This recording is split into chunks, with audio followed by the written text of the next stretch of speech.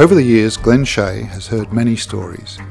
Former frontline Koori Youth Justice worker with Wotherong Aboriginal Cooperative. The stories have been historical, contemporary, enlightening, touching, harrowing, and even shocking. It's quite interesting actually, because I was legally born in the courthouse right here as Glenn Shea. But Glenn is not the sort of person to let his stories stay untold. I do have my birth name and I do have my skin name. His unique skill set has allowed him to develop some special ways to make this happen. It's probably been a decade in the making in regards to my work in secure welfare and also in running leadership programs out in communities, and then, you know, being brought back to Wotherong, Geelong by, you know, Anne-Marie and the Geelong Regional LEN in regards to a part of their strategic plan in implementing a leadership program. So coming back and continuing to build a program that had been working on, which became the LEN Leadership course, which was delivered over 12 weeks to Aboriginal and non-Aboriginal students from the Drysdale Community Centre, and then presenting it in GPAC and the Blakiston Theatre, was the beginning of this journey. Glenn is also an historian, actor, playwright, teacher and educator who lives and breathes a strong sense of Aboriginal place and belonging. Building the Wotherong Education and Development Program, full-time program for our Aboriginal adolescent young people who weren't engaged in employment, education and training, and then you know, constantly being challenged by them in regards to their identity, place and belonging. So our young people identifying really strongly as Aboriginal, but lacking that knowledge and understanding of who they were as Aboriginal people, a part of society, and, you know, their engagement in culture. Born and raised in the Geelong region, he knows the stories and history of not only the local Wotherong people, but also that of Aboriginal people across the continent. It's their stories he wants to tell. And so I built them a 10-day cultural gathering camp around the boundaries of Wotherong. And it was whilst I was designing the camp that at 2 a.m. in the morning, the design for the Storyteller popped up as an organic idea.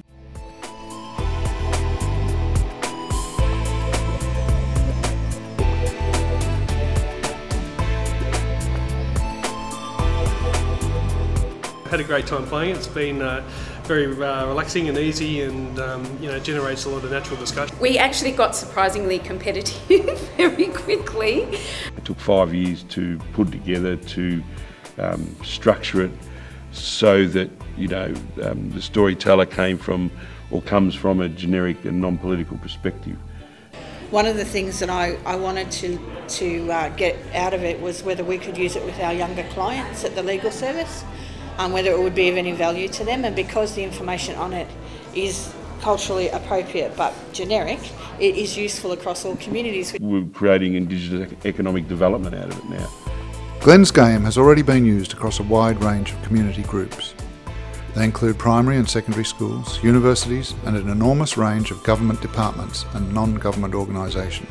Because I'm teaching different age levels across from youth right up to adults, I can see how I can modify the game for the younger students and really get them involved, but also perhaps use some of the older students to come and deliver with me. I'm looking to sell it across the state. I'm a teacher educator, yeah, so okay. I'm looking at the uses for this in teaching and learning for not just children, but also for pre-service teachers. In the past few years, Glenn has expanded his storytelling into the world of theatre. To help produce the play, The Three Magpies, Glenn has enlisted the help of an old colleague, Julian Merrick. I was doing another production with Glenn, Harold Pinter's The Birthday Party, with an Aboriginal cast, and Glenn was in it. And I think he may have shown me a TV series that he was writing about his experiences as a Koori Youth Justice worker here in Geelong. And I remember looking at that and going, well, I don't really understand much about television. And he had been telling me, you know, some of the things that had happened.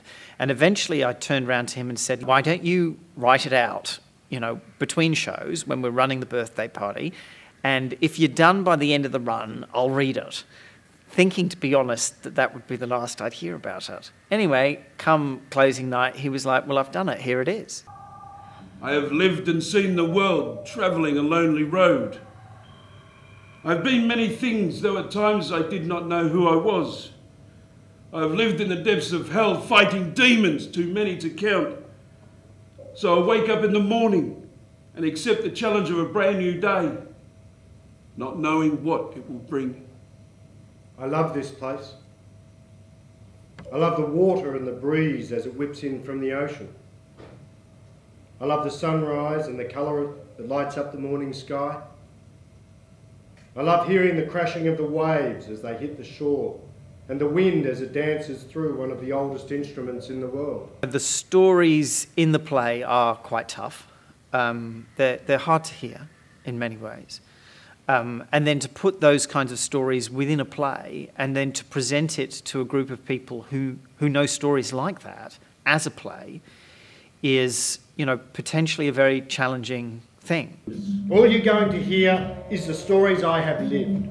You can analyse them, dream them, replay them, but you will never know the dark side of our reality until you understand them.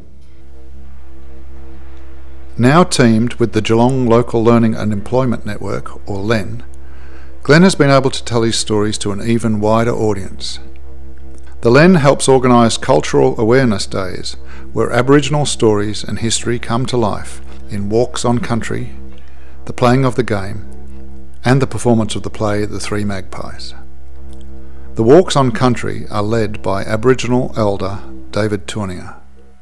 I get to go outside, walk on country and explain to people, you know, the importance of country, the plants, the animals, you know. So, and ignorance only creates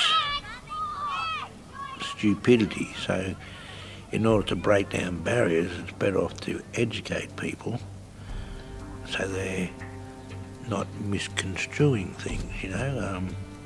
And it gets rid of those stereotypes that people tend to come up with. For now, the end to Glenn's story is still untold. The game is in production and continues to arouse interest from an increasingly diverse audience. It's hoped that the Three Magpies may tour next year, and Glenn, ever enthusiastic to tell his stories to a wider world, keeps on listening, researching, recording, and importantly, telling stories.